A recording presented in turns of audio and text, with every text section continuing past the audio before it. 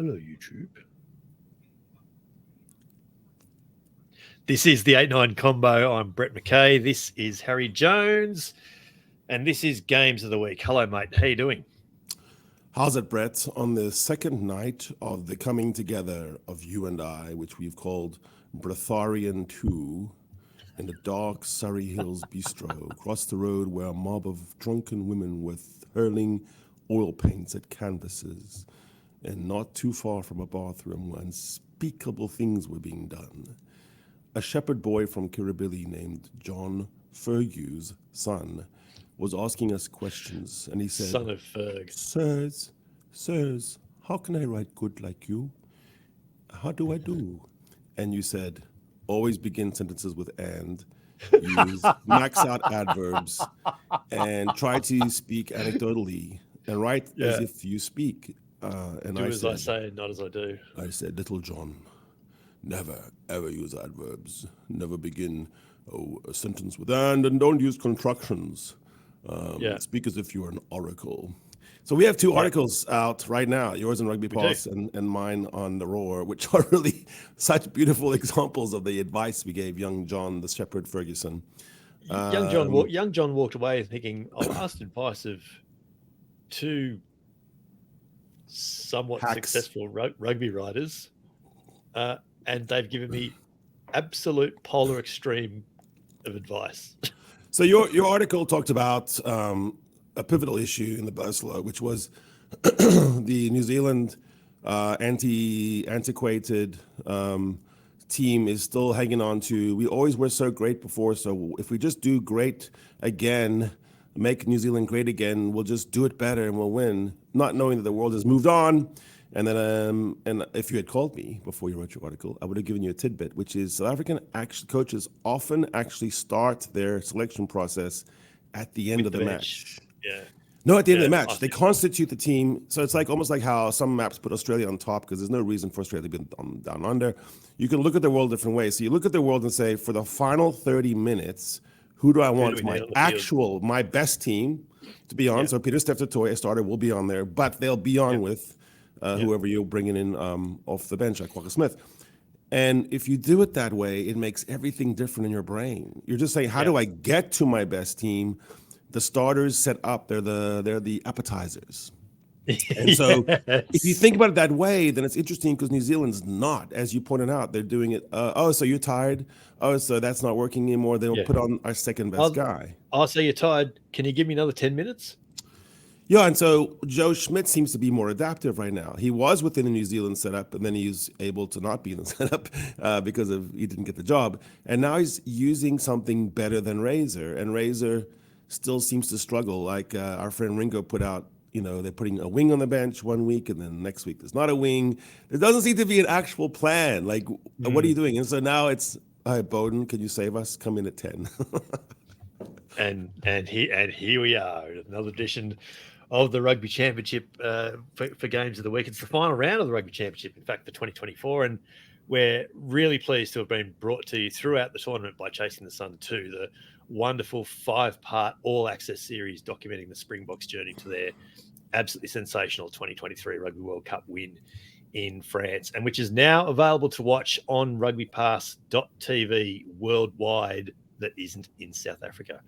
Just head to rugbypass.tv, sign up for free and watch away and catch up on just some of the best sport and rugby in general documentaries you'll see. It's a fantastic series. We are at the end of another week, mate, but we do absolutely want everyone to go back and listen or watch on YouTube episode 33 of the 8-9 Combo Rugby podcast with Liam Napier from the Sydney Morning Herald. I knew I was going to say that. In the back of my mind, I was saying, don't say Sydney Morning Herald. From the New Zealand Herald, Liam Napier writes for. Really enjoyable look back on a surprisingly well-contested First Bledisloe Cup test in Sydney last weekend, and a continued celebration of the hairy man and I finally being in the same place at the same time, which we survived. You are now back in the great state of Texas. You survived the flight. Yes, and on Breatharian 1, the first day of when Brett and Harry were in the same place era, You explained the game to me called Australian Rules Australian Football. rules. I did. And I kept thinking about it. It's a very strange game. It's almost like the first time that you see a kangaroo. You don't believe it's real, but then you know it is. The gesticulations about it are different. The way the referees signal things and put the ball into play, the bounces and the hurling. It's almost like tossing the caber, in the Scottish Highland Games. Yeah. But I thought like the appreciation of space, whether it's Texas or Australia or the game of AFL and even the way Australians play rugby, it's so interesting to see, what you would have come up around. You talked to me about the drop punt and the sort of nuances of that. And I came away thinking, instead of viewing these code wars as like, I got up one on you and I took one from you, I think embracing like Hakeem Olajuwon, who was so good at basketball because he was so good at soccer before he was good at basketball, embracing multi-code skills and weaving those in could be what Australia needs to aim for. Is like, there's things that we can do, like we can punt so accurately. I've never seen people punting so accurately as AFL. It's ridiculous. I'm like, you guys could hit a fly on the wall. You watch now, and there are a number of Australian punters in the NFL, but you watch now as well the number of American punters who are kicking drop punts because they've seen what the Australian guys can do kicking the ball that way and not just launching into, a very important point in NFL was always you had to be stagnant. You were a lever and it was all about hang time, right? So you got the ball from the snap and then you never moved your plant foot. Now they specifically run off that and go into a 5 or 7, just like an AFL, where you go back to take your kick at the poles. Yeah. And for some reason, that actually gives you a better flow. It's very interesting, like for something to be done 80 years one way and then go, there's a better way. What about if we do it another way? Yeah. So I think Australia needs to not to worry so much about, you took this player and I got this player back. It's more about, can you weave all that IP together? It's interesting, actually. And then I blew your little mind when I talked about boundary throw-ins and their similarities to a rugby line-out. And there's probably origin stories there. So that was near the end of the Pretoria one when I was fading and I was like, okay, I have enough of that AFL. I'm going to bed. Yeah. And look, this is clearly another chat for another day. We could get off into a whole tangent about, what Harry saw in AFL. But it was good. It was a good weekend I'm glad we survived. I'm glad that we are back bringing podcasts because, that was in danger before we met. Yeah, we don't hate each other. It could have really blown up. But let's get into it, mate. Games of the week. The Rugby Championship round 6 sees New Zealand hosting Australia in Wellington on Saturday, 7:05 p.m. local time. That's 5:05 in Australia, 8:05 a.m. GMT, 9:05 in South Africa. And then later that day, South Africa hosting Argentina in Nelspruit. That's a 5 p.m. local time kickoff. That's midday in Argentina, 4 p.m. Greenwich Mean Time. It's 1 a.m. in Australia, 3 a.m. in New Zealand. I'm giving all the time zones now. We're really going global this week. Don't forget our viewers in Iceland. Check your local guides.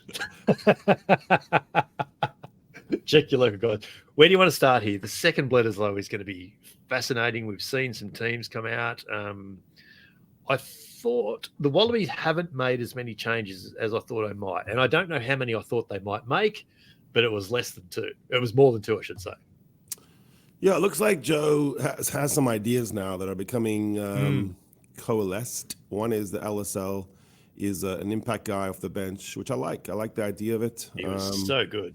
And you could argue that he's been one of the best players for the Wallabies this year, and so why shouldn't he start? But this goes into your Rugby Pass article about in today's world, you don't always reflexively say best starts, second best ends. Finishes, it's the constitution and composition and the way the game changes. And it's not the same old obsolete talk about it. It'll open up. It doesn't open up necessarily. There's less scoring often in the final quarter. It's how do you handle the breakdown? There's no scoring from New Zealand. Yeah. So when you're playing against the 1 hour team, which is what I call New Zealand nowadays, The 1 hour team does think that. And so if you can just withstand the first hour, which is not saying that it's easy because they're the best 1 hour team in the world. They're pretty good in an hour. But they're only 1 hour. That's it. Yeah. So you've got to think about what happens post hour. You know, when the clock strikes and Cinderella turns into a pumpkin or however it works, what do you do next? And I do think it's interesting that Joe seems to know what that is. The one area he doesn't seem to know what he is 9. You know, like where are we? Are we and Jake? I saw, are we Tate? Are we Nick? And I always thought the Jake Nick Tate debate. Wow, that's hard to say. I thought it was difficult to begin with under Eddie. I never really knew who it was under Dave. It was interesting because they all have something wrong with him and they all have something right.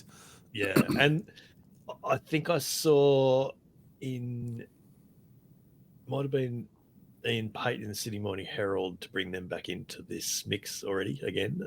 I think he wrote in his team announcement report on Thursday in Australia that the Wallabies have now changed the starting 9 in 17 of the last 25 tests.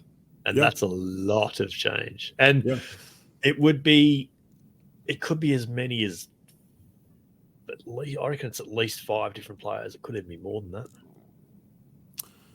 Yeah, it's interesting. A lot of change. So Joe's definitely hasn't settled there, but he does seem to have said he wants something different on the wing this time. I'm not sure that, the Shepherd boy, John Ferguson, would be that enamored by Dylan Peach's speed, but he was all talking about speed. So you have Dylan Peach and Andrew Kellaway at the wings, not going to blow anyone away on the edges. No, but Dylan Peach is good over, I would say his first 40 metres are as quick as most. Is he going to run away from you over, 60 or 70 metres? He'll run away from you, but will he run away from other... He wouldn't run over me, although he does actually have good game line presence. Well, all I'm saying is there's something good physicality. It's a not undeserved promotion is what I'm trying to say.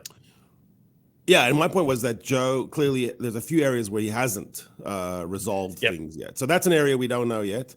But beyond that, yes, I think the makings of a team in the tight 5, the loose trio is, I think he is saying, this is why would he not name the best loose trio available right now? He wouldn't. So this is it. This is the loose trio, Australian fans. This is it. I hear some talk about, Harry's not as good in the line out. Boulder Dash. You don't have to, at the back of a line out, you don't, in today's modern world, most of those are overthrows on purpose. The 8 just has to be handy. You don't have to be. And in fact, they're overthrows on purpose to Rob Valentini, who's already running into position for it. So, This is the loose trio for the foreseeable future. It is not Liam Wright. It is not Liam Wright. Even if Liam Wright comes back tomorrow, there is a lingering suspicion that Liam Wright is often injured. And also, when he is injured, he takes longer to come back than Harry Wilson. Harry Wilson, broken arm, and he was back as soon as medically possible. 8 weeks later? Yeah, he's a tough boy, man. He's quick. He's quick. Let me throw up two. I'm going to throw up 2 names that I reckon he's missed a trick on the bench. Langy Gleeson was good in Sydney. He was better than he was the week before. I still think you could do some damage with Carlo Tizzano coming off the bench. I think you could. Another genuine on-baller, I think could, and I'd play him and McWright together. Yeah. I think that could be really. And the other one is Josh Fluke is a good player, but I'm not seeing a huge amount of late game impact. Corey Toole, on the other hand, holy moly, inject some speed into the game. That's potentially game changing.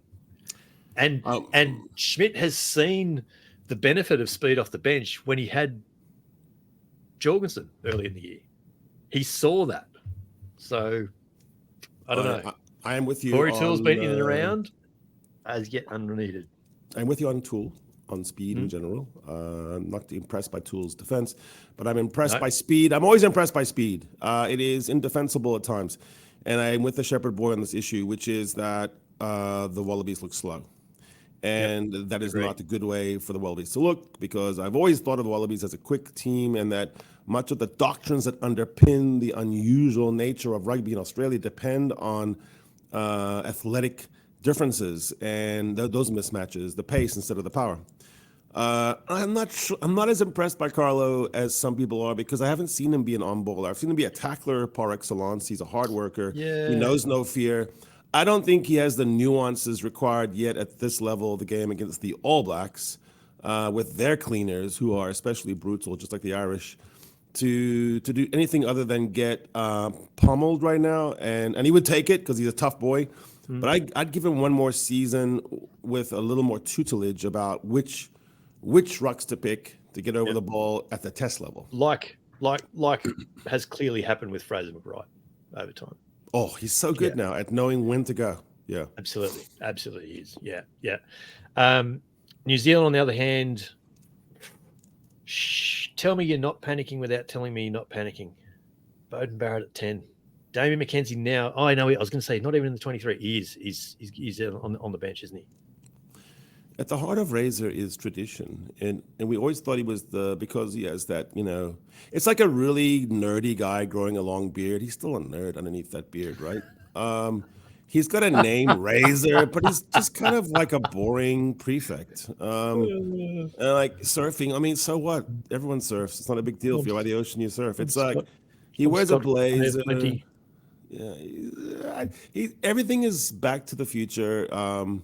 It's very South Island. It's every problem is solved by a crusader or a crusade.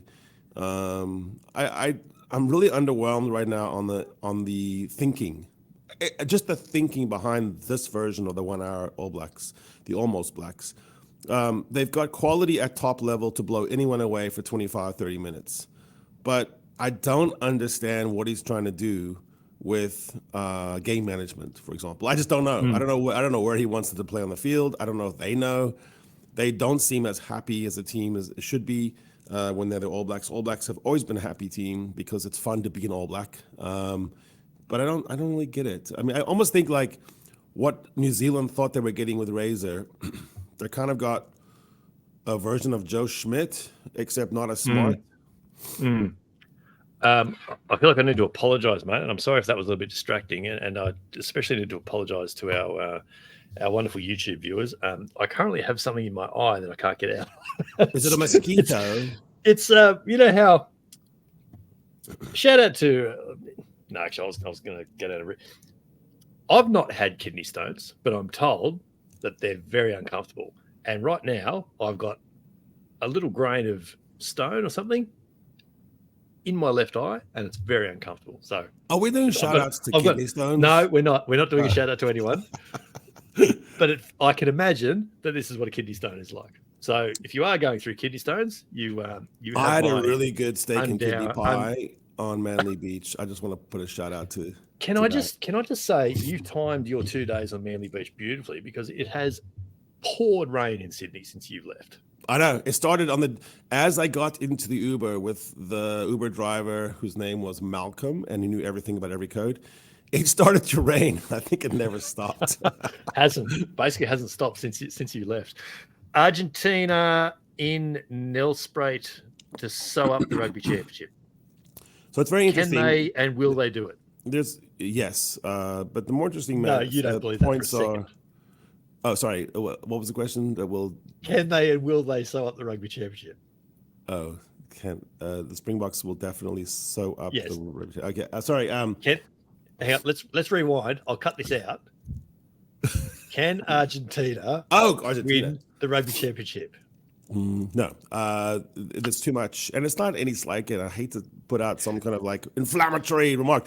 Argentina has had the best season of Argentina's life. I've had a great season. Because unlike in their semifinal runs in World Cups, where there's a certain amount of luck in a draw, they had to play 3 of the top 4, and they beat 3 of the France, New Zealand, and South Africa. And inside the Rugby Championship, they beat all 3, including some road victories that were immense. And so if the question is, can they beat the Springboks on an even day? Yes, of course they can. And they could even do it this one. They're not going to beat them in the manner that they would need to win the Rugby Championship. So it's the books is cooked. I find this way more interesting, which is there's a lot of chatter around, the Mani Leboeck selection. He misses the kick that everyone must make at under 14s on a Saturday morning. When I had that kick, the entire crowd under the shadows of Table Mountain expected me to make it, and I did make it, even with my Were you a goal kicker number 8? so length. I could do it right now. And that's true of any good kicker, right? Yeah. Mani Leboeck would make it right now. In fact, And in so training, he would make it 9 times out of 10. So he gets back on the bench, and here's the big point. Here's the huge point. If you're going to give up on a guy, you just bench him now forever. If you say because Sasha's out right now, I need a third fluff. Do I put him right back in, and do I put him in the same position, or do I start him? You start him because now he'll have 4 or 5 kicks at goal. Yes. 2 or 3 of them will be such sitters that he will just bang them over with his eyes closed. He'll get his groove back, and you might have redeemed the player. The second point I'll put is take me to the semifinal against England in the World Cup, and you look at the team selection there. The team that's playing in Nelspruit is the same team that played, including Mani starting and Andre coming off the bench to nail the kick against England that Mani would have almost certainly missed. Let's just be honest. But Andre would almost certainly never have missed. But also look at the constitution of the team. Besides a retirement forced Dwayne Vermeulen being out, Franco Moster being injured, Malcolm Marks back, and Lacanio it's the same team. I cannot find any selection deviation except for minor. Ox now as a starter, and Stephen Kitsoff is still rehabilitating. So there's a couple of changes, but it is the knockout team. So it tells you Rossi and his team believe that this is the closest you come to a knockout this year, besides maybe Durban against Ireland. Yeah. So it's not as controversial to have Mani back on there. No, I don't think it's controversial. I think it's bold. In that moment, he could have said, "Mani, you've been a good servant, but maybe this isn't for you." Instead, he's gone, "Mate, not only do I back you to play well for us, I'm going to back you to do it from the start of the game. Yeah, I'm going to back you to set the game up for us." Like, that's a huge vote of confidence for a player who would be doubting his place in this squad right now. Yeah. And the trap is set in that 7 people didn't travel. They've been training at Lowveld. Yeah. Argentina, the whole team has traveled. They've just had their Super Bowl, by winning against the Box. Yeah. And laying away to 7 well-rested, Peter Steph Toy, Frans Malherbe, Pongi Manambi, ready to go. So on the travel factor, you've basically mitigated that. 33% of your team is completely rested and acclimatized. Yeah. Look, it's gonna be an interesting game. It's gonna be Argentina, having already played 2 of the games of the season, are going to have to play the game of the season to win it. And I don't agree with Erasmus's position. Like, I would bury them. I would have taken the strongest team possible and then beat them in their backyard so that I could make fun and jump around and spray the champagne down your throat in Argentina, because that's the kind of guy I am. And also because life is weird and sometimes you mess around and get caught. So, what if 10 people had the flu the next week? I'm too nervous about, all that kind of situation. I want to be number 1 to number 1. I didn't like giving up number 1 back to Ireland. However, now that where it is now, I don't think Argentina has a shot because they're going up a mountain now. They're running up Kilimanjaro, and the Box are already on top, having ice cream. Is there ice cream on top of Kilimanjaro? There you go. Yeah, there is actually. Is it a 5-star hotel? We need to get back to our Games of the Week format because we've given it sort of scant regard in recent weeks, but we are now at round 2 of the ERC, and there are some really, really interesting games this weekend, headlined by the one that you're about to tell me I really should watch, which is what? Edinburgh versus the Bulls, the battle of the brothers. Akker van der Merwe versus Duhan van der Merwe. What DNA was happening in that family that produced at Loftus? This is Akker. Yes. What DNA produced Akker and Duhan from the same set of loins? It's an interesting but one's battle. Scottish and one's South African. How did that happen? How did that happen? Were they born on a border? They were born on a ship in international waters, and then they had to just, and they ran into one to a South African midwife, one to a Scottish. And Duhan swam to Scotland, and by doing that, he became taller. Yeah. Okay, that's a good shout. That's an interesting game. That is an interesting game. I'm sort of a little bit curious by about Scarlets and Cardiff as well, just out of interest sake. But anyway, just that's a little bonus. It's also round 2 of the Premiership, and after an absolute stormer of a rematch of the final last week, I'm telling you that the game to watch this week is Leicester Tigers v Bath at Welford Road on Sunday. I agree with you. Reborn and rejuvenated Leicester Tigers. I agree with you. There's no other game this week. That is the only game this week. Can I point out something else that's a little bit odd about round 2 of the Premiership? Harlequins are hosting Newcastle at Stoop. Saracens are hosting Sale across town at their stadium, whatever it's called. Both kicking off at the same time. The only other candidate for a possible game of the week would have been Saracens for Sale, but I'm picking Bath versus Leicester as well because it's the battle of the solvent clubs. It's a good one. And only 3 of the clubs in the Premiership are solvent. And I'm sick of insolvency. Stop it, everyone. I've been made fun of for my travel budget, but I am solvent. I walk solvently. I'm glad one of us is. Eat solvently. I drink solvently. You see me. There's a solvency about me. I'm tired of these guys in England getting insolvent and then going, Eric, could you take us in? Yeah. And then try to kick everyone else out. Kick out the solvent South African clubs and bring us in. And it's ridiculous. Come and get your house in order. Before they get a vote. Round 4 in France. What's the game that we should pay mild attention to? Oh, so here's my thing about the top 40. I'm going to confess to you and the audience. Because it's so long, I think they played 87 matches in one season. Mm-hmm. I have a rule for myself that I don't really get involved until, about midway in. But if I have to pick a game, I always pick La Rochelle. Yep. Because I'm interested in La Rochelle, and I don't even know why. I just feel like it's a soap opera of a team. They're in Paris playing Racing this weekend. Yeah, I'll take that game because I like to see what the Ronan O'Gara does. I like to see what Dylan Lades does. I like to see the guys, the fellas. Toulouse and Bordeaux is the other one there that looks mildly interesting. It's round 8 of the NPC in New Zealand, and I reckon the standout here for Harbour. No particular. Well, it kind of is. It's kind of is North Harbour and Canterbury, and you look at on the table, and that's 9th v 6th, and it doesn't really stand out like that. But when you think about how they've been playing, maybe it's not a bad shout. Otherwise, it's sort of a bit of a mismatch. Like Tasman Auckland feels like it should be better, but that's second against 10th. So if you're going to watch a game this weekend, maybe it's that one. But mate, there is the full-time whistle. The last Rugby Championship edition of Games of the Week is behind us. God, where's the year going already? Where's the time gone? I don't know. That's a good sentence for John Ferguson to use in his next article. Where has the time gone? John, I hope you're writing all this down. Tell us what you think at the 8-9 combo on all the socials, or leave your thoughts in the comment section right here on our YouTube channel, or just hit Harry on your jersey. On socials. You pointed to your jersey. Not on my Greater Sydney Rams jersey. No, just on the YouTube channel. That's just here. Okay. Make sure you're subscribed on YouTube and you're following on the pod, whichever pod platform you're on. Make sure you're following or you're subscribed or whatever you have to do there. Make sure you've got your notifications turned on, and on the pod platforms, turn auto download on as well. And then you don't miss us, Harry. Are you subscribed to our podcast, Harry?